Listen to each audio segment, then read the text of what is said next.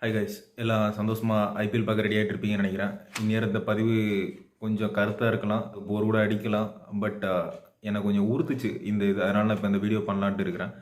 IPL வாழ்க்கைக்கு எவ்வளோ முக்கியம்னு தெரில, பட் சோறு முக்கியம். அந்த சோறை விளைவிக்கிற விவசாயிகள் முக்கியம். அவங்கள பாதிக்கிற இல்லை அவங்களுக்கு ஹெல்ப் பண்ணுறதா சொல்கிற ஒரு பில் பாஸ் ஆகிருக்கு. அந்த பில் பற்றி தான் நம்ம இன்றைக்கி பேச போகிறோம். வாங்க இன்றைக்கி நம்ம நிகழ்ச்சிக்குள்ளே போகலாம். இது தமிழ் ஊற்று சேனல். நான் உங்கள் வினோத்.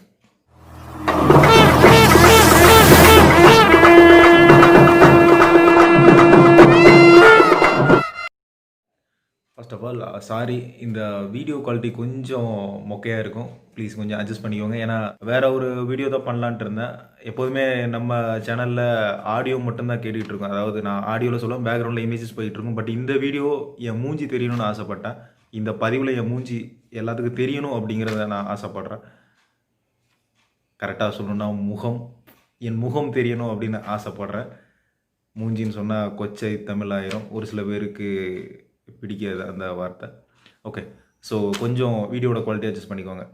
இன்றைக்கி நான் வேறு ஒரு பதிவு தான் பார்த்துக்கிட்டு இருந்தேன். அதாவது தமிழரோட வரலாறு, இந்தியாவோட வரலாறு, அப்புறம் என்ன சொல்கிறது, ஏலியன்ஸ்னால் என்ன, சயின்ஸ்னால் என்ன, அதை பற்றி தான் பார்த்துக்கிட்டு இருந்தேன். பட் முக்கியமான மசோதா இன்றைக்கி பாஸ் ஆச்சு. நியூஸ் பார்த்துட்டு இருக்கும்போது உங்களுக்கு தெரிஞ்சிருக்கும். ஒரு மசோதா, அதாவது விவசாயிகளுக்கான மசோதா கவர்மெண்ட் பாஸ் பண்ணியிருக்கு. இந்த கொரோனா டயத்தில் விவசாயிகளோட கன்சல்ட் பண்ணலை, ஸ்டேட் கவர்மெண்ட்டோட எதுவும் அதிகம் டிஸ்கஸ் பண்ணல. அவங்களா எடுத்தாங்க, அவங்களா பாஸ் பண்ணாங்க. எத்தனையோ எதிர்ப்பு போயிட்டுருக்கு. பல ப்ராட்டஸ்ட் ஃபார்மர்ஸ் பண்ணிகிட்ருக்காங்க.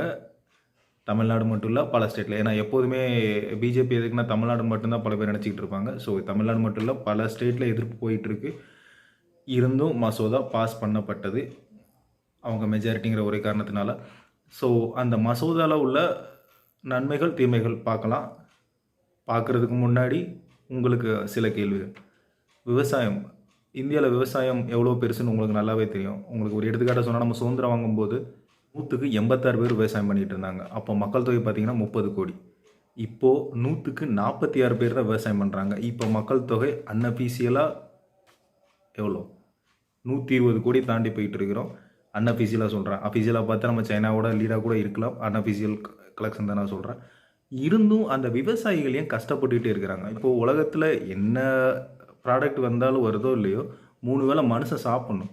இப்போ இந்தியா பாப்புலேஷன் படி பார்த்திங்கன்னா 3 வேளை ஒரு வீட்டில் சாப்பிட்னாலே அவனுக்கு தேவையான விவசாய பொருள் உற்பத்தி பண்ணாலே விவசாயிகள் பல லாபங்கள் பார்க்கலாம். இருந்தும் நம்ம ஏன் இவ்வளோ கஷ்டப்பட்டுக்கிட்டு இருக்கிறோம்? அதாவது விவசாயிகளே இவ்வளோ கஷ்டப்பட்டுட்டு இருக்காங்க. நம்ம அதை பற்றி யோசிக்கிறதே இல்லை. நமக்கு தேவை புது ஆப்பிள் ஃபோன் வருதா, ஆண்ட்ராய்டு அப்டேட் வருதா, ட்விட்டரில் என்ன சொல்கிறாங்க, ஃபேஸ்புக்கில் கருத்து போட்டோமா, வாட்ஸ்அப்பில் ஃபார்வேர்ட் பண்ணோமா, ஐபிஎல் பார்த்தோமா, ஜொமேட்டோ ஸ்விக்கியில் ஆர்டர் பண்ணோமா, சாப்பிட்டோமா, தூங்கினோமா, மாதமான சம்பளம் வந்துச்சா. இதுதான் நம்ம வாழ்க்கை. நம்ம என்றைக்கும் நமக்கு உணவளிக்கிற விவசாயியை பற்றி யோசிக்கிறது இல்லை. நானும் என்ன உட்பட, ஏன்னா நான் பொய் சொல்ல விரும்பல, என்ன உட்பட நான் இது வரைக்கும் யோசிச்சதில்லை. அப்பப்போ நானும் பார்ப்பேன், உங்களை மாதிரி வாட்ஸ்அப்பில் ஃபார்வேர்ட் பண்ணுவேன், கமெண்ட் பண்ணுவேன், ஏதாச்சும் பண்ணுவேனே தவிர்த்து யோசிக்கிறதில்ல. பட் இப்படியே எவ்வளோ நாள் இருக்க முடியும்? இந்த சேனல் ஆரம்பித்ததே பல விஷயங்கள் மக்களோட பகிர்ந்துக்கணும் அப்படிங்கிறதுக்காண்டி தான். அதுக்கு ஏற்ற இது ஒரு கருத்தாக இருந்துச்சு. இந்த கருத்தை மக்கள் முன்னாடி கொண்டு போகணுங்கிறதுக்காக என் மூஞ்சி தெரியணுங்கிற, மறுபடியும் என் முகம் உங்களுக்கு தெரியணும். இவ்வளோ நாள் வெறும் ஆடியோவில் போயிட்டு இருந்தது. இந்த பதிவு கண்டிப்பாக வீடியோவில் வரணுங்கிறதுக்காண்டி உடனே அந்த இதை பற்றி ஒரு சில விஷயங்கள் தெரிஞ்சுக்கிட்டு, மறுபடியும் சொல்கிறேன், ஒரு சில விஷயங்கள் தெரிஞ்சுட்டு அந்த பில் பற்றி நான் எக்ஸ்பிளைன் பண்ணுறேன். ஓகேங்களா? இது நான் ப்ரிப்பேர் பண்ணி தான் பண்ணுறேன். ஸோ ஒரு சில விஷயங்கள் பார்த்து தான் படிப்பேன். கொஞ்சம் அட்ஜஸ்ட் பண்ணிக்கோங்க. ஃபஸ்ட்டு, இது ஒரு மசோதா கிடையாது. ஆக்சுவலாக 3 மசோதா பாஸ் பண்ணியிருக்காங்க. என்னென்ன மசோதான்னு பார்த்தீங்கன்னா, ஒன்று farmers produce trade and commerce, அது promotion and facilitation 2020, farmers empowerment and production agreement on price assurance and farm services 2020, the essential commodities amendment ordinance 2020. இந்த 3 பில் தான் பாஸ் பண்ணியிருக்கிறாங்க. இந்த 3 பில் என்ன சொல்லுது அப்படிங்கிறத கொஞ்சம் விரிவாக பார்க்கலாம். ஃபஸ்ட்டு நம்ம என்ன பார்க்கலான்னு பார்த்தீங்கன்னா, த எசென்சியல் கமோடிட்டிஸ் அமெண்ட்மெண்ட் ஆர்டினன்ஸ் 2020. ஜென்ரலாக இந்த பில் என்ன சொல்லுதுன்னு பார்த்தீங்கன்னா, ஒரு பொருளை அதோட தட்டுப்பாடின் காரணமாக இல்லை எமர்ஜென்சி டைமில் கவர்மெண்ட் அதுக்கு ஒரு ரூல்ஸ் போடலாம். அதாவது அந்த பர்டிகுலர் பொருளை மித்த நாட்டுக்கோ இல்லை வேறு இடத்துக்கோ எக்ஸ்போர்ட் பண்ணக்கூடாது அப்படிங்கிறத சொல்லலாம். உங்களுக்கு புரிகிற மாதிரி சொன்னால், கொஞ்ச நாளைக்கு முன்னாடி நமக்கு வெங்காய தட்டுப்பாடு வந்தது. ஈஜிப்ட்லேருந்து கூட நம்ம வெங்காயத்தை இறக்குமதி பண்ணோம். நல்லா இருந்துச்சா நல்லா இல்லைன்னு தெரில, பட் இறக்குமதி பண்ணோம். ஸோ அந்த டைமில் பார்த்தீங்கன்னா நமக்கு பயங்கர தட்டுப்பாடு ஏற்பட்டுச்சு. அப்போ கவர்மெண்ட் ஒரு ரூல்ஸ் போட்டுச்சு, வெங்காயத்தை காரணம் கொண்டு இந்தியாவிலேருந்து வெளியில் ஏற்றுமதி பண்ணக்கூடாது. இதனால் நமக்கு இந்தியா கூட பல நாடுகள் பிரச்சனையாச்சு. ஸ்ரீலங்காவாக இருக்கலாம், இல்லை பக்கத்தில் இருக்கிற பல நாடுகளாக இருக்கலாம். நம்ம ஏற்றுமதியை நம்பி இருந்த நாடுகள் நம்ம மேலே பல குற்றச்சாட்டுகள் வச்சுது. இருந்தாலும் நம்ம மக்களுக்கு போக தான் நம்ம ஏற்றுமதி பண்ண முடியும். ஸோ இந்த மாதிரி சட்டங்களை போடுறதுக்காண்டி தான் இந்த ஆக்ட்.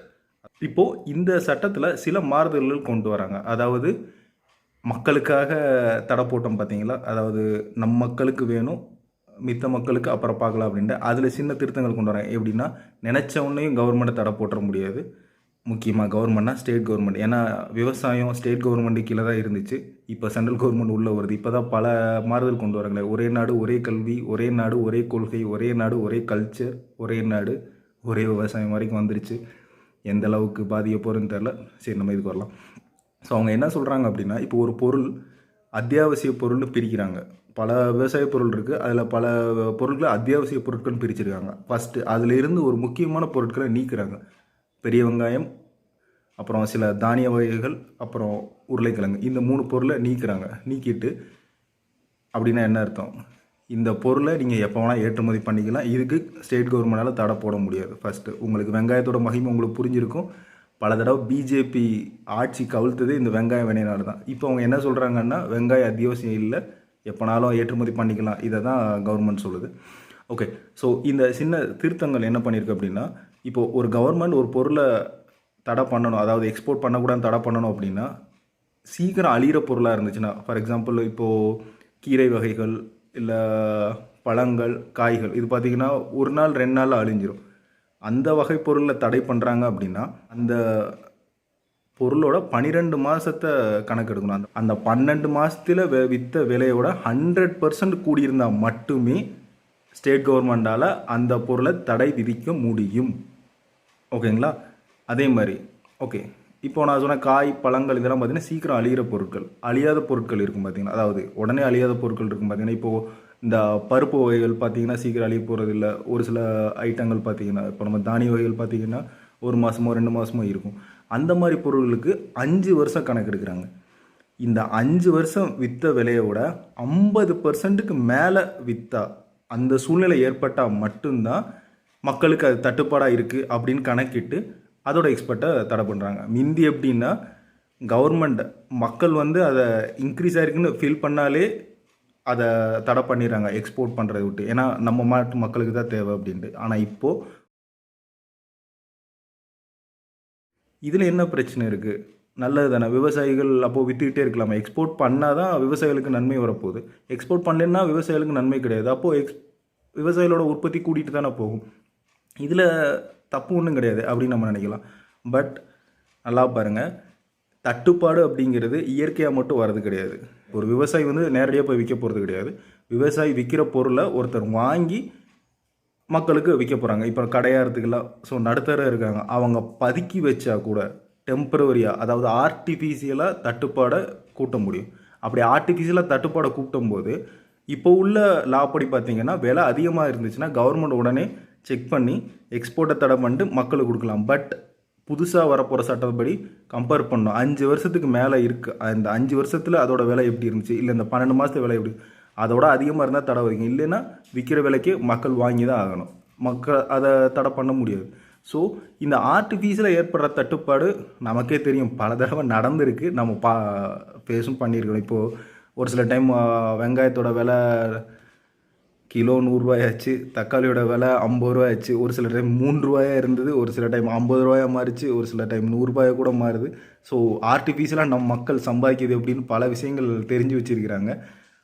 அந்த மாதிரி மக்கள் கையில் போகும்போது பிரச்சனையாகும். ஸோ இந்த சட்டத்தோட பாதிப்பு இதுதான். அடுத்த சட்டம் அப்படின்னு பார்த்தீங்கன்னா, farmers produce trade and commerce promotion and facilitation. இது என்னன்னு பார்த்தீங்கன்னா, ஒரு விவசாயி தன் பொருளை எங்கே வேணாலும் யார்கிட்ட வேணாலும் விற்கலாம். இதுதான் இந்த சட்டத்தோட சாராம்சம். இது என்ன நல்ல விஷயம் தானே. அவனை யார்கிட்ட நினைக்கிறானோ விற்றான்னா யார் நல்ல விலைக்கு வாங்குறாங்களோ விற்க போகிறான், லாபம் தான், பிரச்சனை கிடையாது. எங்கே வேணாலும் விற்கலாம் அப்படின்னா எங்கே தேவை இருக்கோ அங்கே போய் விற்றா அவனுக்கு அதிக லாபம் தான். இதில் எந்த பிரச்சனையும் கிடையாது. அதுக்கு முன்னாடி இப்போ இருக்கிற நிலைமையை பார்த்துடலாம். அதில் என்ன திருத்தம் பண்ணாங்கன்னு உங்களுக்கு புரிய வச்சுருவேன். ஸோ இதை புரிஞ்சுக்கணும்னா நீங்கள் ஃபஸ்ட்டு ஒரு டேர்ம் புரிஞ்சுக்கணும். ஏபிஎம்சி, அதாவது அக்ரிகல்ச்சர் ப்ரொடியூஸ் மார்க்கெட் கமிட்டி, தமிழில் விவசாய ஒழுங்குமுறை விற்பனை கூடம். இதுபடி என்னென்னா டிஸ்ட்ரிக்ட் வைஸ் இல்லைனா ஒரு மண்டல ஜோன் வைஸ் ஒரு கமிட்டி இருக்கும். ஒரு விவசாயி தன் பொருளை விற்கணும் அப்படின்னா மொத்தமாக அவங்க உற்பத்தி பொருளை அந்த கமிட்டிகிட்ட போய் கொடுக்கணும். அந்த கமிட்டியில் அதுக்கு எம்எஸ்பி, அதாவது மினிமம் சப்போர்ட் ப்ரைஸ், தமிழில் சொல்லணும் அப்படின்னா குறைந்தபட்ச ஆதார விலை, அதாவது குறைந்தபட்ச கொள்முதல் விலை அதுக்கு விதிப்பாங்க. கவர்மெண்ட்லேருந்து விதிப்பாங்க. இப்போது நெல் ஒரு கிலோவுக்கு இவ்வளோ விலை அப்படின்னு இருப்பாங்க. அதுக்கு மேலே தான் ஏலம் போகும். அந்த மினிமம் ப்ரைஸ் அந்த விவசாயிக்கு வந்து ப்ராஃபிட்டபுளாக இருக்கும். ஸோ கவர்மெண்ட் நிர்ணயிக்கிற விலையை வாங்கிட்டு விவசாயி சந்தோஷமாக போயிடுவாங்க. அதுக்கப்புறம் ஏலம் எவ்வளோ எடுக்கிறாங்களோ அதை பொறுத்து அங்கே உள்ள ட்ரேடர்ஸ் அந்த பொருளை வாங்கிட்டு விற்க போயிடுவாங்க. இப்போது இந்த கமிட்டி இருக்குது பார்த்தீங்களா, விவசாயியும் ட்ரேடர்ஸையும் ஜாயின் பண்ணதில்லை. அந்த கமிட்டிக்கு ஒரு கமிஷன் போகும். அந்த கமிட்டி பார்த்திங்கன்னா ஸ்டேட் கவர்மெண்ட்டால் நிர்வகிக்கப்படுது. சம்திங் 0.7லேருந்து 0.8% கமிஷன் அதுக்கு போகும். அதன் மூலியமாக ஸ்டேட் கவர்மெண்ட்டுக்கு வருமானம் வந்தது. பட் இப்போது மோடி அறிவிச்சிருக்க இந்த சட்டம் இது என்ன பண்ணுது அப்படின்னா, விவசாயிகள் தீர்மானிச்சிக்கலாம், எங்கே வேணால் யார்கிட்ட வேணாலும் விற்றுக்கலாம். ஆன்லைனில் விற்கணுமா விற்றுக்கலாம், இல்லை பெரிய எம்என்சிட்ட போனாலும் போகலாம், கார்பரேட்டாக போனாலும் போகலாம். அவங்க அதிகம் விலை கொடுத்தாங்கன்னா வாங்கி விற்றுக்கலாம். இதில் என்னப்பா தப்பு இருக்குது? அவன் விலை கொடுக்க போகிறான், இவன் வாங்க போகிறான், இதில் என்ன தப்பு இருக்குது அப்படின்னு பார்த்தீங்கன்னா, இந்த எம்எஸ்பி சொன்ன பார்த்தீங்கன்னா மினிமம் அந்த சப்போர்ட் ப்ரைஸ் அது கார்பரேட் கொடுக்காது. அவன் என்ன விலைக்கு கேட்குறானோ அதுக்கு தான் நீங்கள் கொடுக்க வேண்டியது இருக்கும். இதுக்கு உங்களுக்கு ஒரு எக்ஸாம்பிள் சொல்லணும்னு பார்த்தீங்கன்னா, பிஎஸ்என்எல் மட்டும் இருந்துச்சு, அது ஒரு ப்ரைஸில் போயிட்டு இருந்துச்சு. ஜியோ உள்ளே வந்தது. ஜியோ உள்ளே வந்தவுடனேயும் பல சலுகைகள் அறிவித்தாங்க.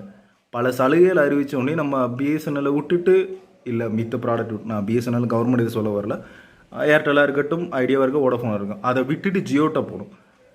ஜியோட்ட போகும்போது ரொம்ப சந்தோஷமாக இருந்துச்சு. ஃப்ரீயாக கொடுக்குறான், கம்மியாக கொடுக்குறான், எல்லாமே இருந்துச்சு. பட் கடைசி என்ன சொன்னான், இப்போ நான் வைக்கிற ரேட்டு அப்படின்னு சொல்லிட்டு ஆரம்பித்தானுங்க. அவன் என்னென்ன ரேட்டு வச்சானோ இப்போ அதுக்கு எல்லாம் நம்ம ஆடிக்கிட்டு இருக்கோம். ஒன்று நம்ம அதுக்கு பழகிட்டோம், இன்னொன்று பிஎஸ்என்எல் நம்ம விட்டுட்டோம், இல்லை மித்த ப்ராடக்ட்டை மித்த ரீட்டைலரை விட்டுட்டோம். இப்போ இருக்கிறது ரிலையன்ஸ் மட்டும்தான். அவங்க கூட தான் நம்ம போலப் நடத்தி ஆகணும். இதே தான் பிற்காலத்தில் வரும்.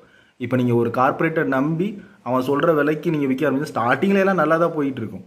ஆனால் போக போக போக அவனோட கமிஷன் கூடும். இப்போ அவன் சொல்கிற பொருள் தான் நீங்கள் விற்க வேண்டியது வரும். அவன் என்ன விலைக்கு கேட்குறானோ அந்த விலைக்கு தான் நீங்கள் அவன்கிட்ட விற்க வேண்டியது வரும். பிற்காலத்தில் உங்களுக்கு சப்போர்ட் கொஞ்சம் கொஞ்சமாக கம்மியாகிட்டு வரும். இது உங்களுக்கு இன்னும் புரியுற மாதிரி சொன்னால், இப்போ இந்த ஜொமேட்டோ ஸ்விக்கி எடுத்துக்கோங்க. ஸ்டார்டிங்கில் பார்த்தீங்கன்னா ரொம்ப வரப்பிரசாதமாக அந்த ஹோட்டலுக்கு பல லாபங்கள் சொன்னாங்க. இப்போது ஜொமேட்டோ ஸ்விக்கி பார்த்தீங்கன்னா பல ஆஃபர்ஸ் கொடுத்தாங்க. ஹோட்டலுக்கும் நல்லா இருந்தது, ஏன்னா விற்பனை ஜாஸ்தியாச்சு, லிமிட் ஜாஸ்தியாச்சு, ரொம்ப சந்தோஷமாக. ஆனால் இப்போ வர வர வர அந்த ஜொமேட்டோ ஸ்விக்கியோட கமிஷன் கூடிக்கிட்டே போகுது. கூடிட்டு போக போக போக ஒன்று அவங்ககிட்ட வாங்கி சாப்பிட்ற நம்ம கெட்டணும், இல்லை அவங்களுக்கு சப்ளை பண்ணுறாங்களா ஹோட்டல்ஸ் அவங்க கொடுக்கணும். ஊடால இருக்கிற அந்த கார்ப்பரேட் கூடிகிட்டே போகுது. இதுதான் பிற்காலத்தில் வரும். ஸோ அவன் விலையை கூட்ட கூட்ட கூட்ட ஒன்று நம்ம பாதிக்கப்படுவோம், இல்லை அந்த விவசாயி பாதிக்கப்படுவோம். ஸோ விவசாயிகிட்ட கம்மியாக வாங்கிட்டு நம்மகிட்ட அதிகமாக விற்கலாம். அதே மாதிரி அந்த கார்ப்பரேட் நமக்கு மட்டும்தான் விற்கணும்னு கிடையாது, அவன் எங்கே வேணால் விற்கலாம். பக்கத்து ஸ்டேட்டுக்கு கொடுக்கலாம், பக்கத்து நாட்டுக்கு கொடுக்கலாம். ஸோ மறுபடியும் நான் என்ன சொல்ல வரேன், ஆர்டிஃபிஷியலாக தட்டுப்பாடு உருவாகும். ஆர்டிஃபிஷியலாக தட்டுப்பாடு உருவாச்சு அப்படின்னா அவன் விற்கிற விலைக்கு தான் நம்ம வாங்க வேண்டியது இருக்கும். ஸோ இது செகண்ட் சட்டம். அடுத்து தேர்ட் சட்டம், farmers empowerment and production agreement on price assurance and farm services. இது என்னன்னு சொல்லுதுன்னு பார்த்தீங்கன்னா, இது வந்து ஒரு அக்ரிமெண்ட் பேஸில் ஒர்க் ஆகுது. அதாவது இனிமேல் விவசாயிகள் பார்த்தீங்கன்னா, இப்போது இப்போ விவசாயிகள் உற்பத்தி பண்ணுறது விலை போகுமா போகாதானே தெரியாது. நமக்கு கன்சியூமர் இருக்க போகிறாங்களா இல்லையா அப்படிங்கிறதே தெரியாது. ஸோ அந்த பிரச்சனையை தீர்க்கிறதுக்காண்டி இந்த சட்டம் சொல்கிறாங்க. அதாவது எப்படின்னா, ஒரு கார்ப்பரேட்டும் ஒரு ஃபார்மரும் அக்ரிமெண்ட் போட்டுக்கலாம். அந்த அக்ரிமெண்ட் படி அந்த கார்ப்பரேட் என்ன பொருள் கேட்குறாங்களோ அந்த பொருளை இவங்க விளைவிச்சு கொடுக்கலாம். இது ஈஸி தானே. உனக்கு கன்சியூமரும் கிடச்சிட்டா, அவன் என்ன கேட்குறான்னு விளைவிச்சு கொடுத்தா உனக்கு காசு கிடச்சிட போகுது. இதில் அந்த பாண்ட்லேயே அந்த அக்ரிமெண்ட்லேயே என்ன போட்டுக்கலான்னா, இவ்வளோ குவான்டிட்டி கொடுத்தீங்கன்னா இவ்வளோ அமௌண்ட் நான் கொடுக்குறேன் அப்படிங்கிறத முதல்ல டிஃபைன் பண்ணிடுவாங்க. சந்தோஷமான விஷயம் ஆச்சு. இதில் என்ன பிரச்சனை இருக்குப்பா உனக்கு அப்படின்னு கேட்கலாம். சொல்கிறேன். இப்போது அக்ரிமெண்ட் போடுறாங்க. அக்ரிமெண்ட் போட்டுட்டு இப்போது கார்ப்பரேட் வந்து எனக்கு இந்த பர்டிகுலர் ப்ராடக்ட் விளைவிச்சு கொடு அப்படிங்கிறாங்க. அந்த பர்டிகுலர் ப்ராடக்ட் விளைவிச்சு கொடுக்கும்போது எனக்கு இந்த குவாலிட்டி சரியில்லை அப்படின்னு அவங்க சொன்னாங்கன்னா என்ன பண்ணுவீங்க? இது நான் விளையாட்டுக்கு சொல்லலை, குஜராத்தில் பல வருஷத்துக்கு முன்னாடி நடந்தது. ஆக்சுவலாக ஒரு பர்டிகுலர் கம்பெனி, பெப்சிகோ பேர் சொல்லிட்டேன்னா, ஓகே, ஒரு ப்ரைவேட் கம்பெனி பொட்டேட்டோ அங்கே உருளைக்கிழங்க விளைவிக்கிறதுக்காண்டி அக்ரிமெண்ட் போட்டிருந்தாங்க ஃபார்மர்ஸ் கூட. அவங்க விளைவித்து கொடுத்ததுக்கு அப்புறம் நாங்கள் கேட்ட குவாலிட்டியில் அந்த பொட்டேட்டோ இல்லைன்னு சொல்லிட்டு கம்ப்ளீட்டாக அந்த பிஸ்னஸே, அதாவது எனக்கு அந்த பொட்டேட்டோஸை வேணாம் அப்படின்னு சொன்னாங்க. அப்போ விளைவிச்சனோட கஷ்டம் என்னத்துக்காரு? கம்பெனி பெரிய கம்பெனி, கார்ப்பரேட், அவனை எதிர்த்து இவங்களால் போராடவும் முடியாது. ஓகேங்களா?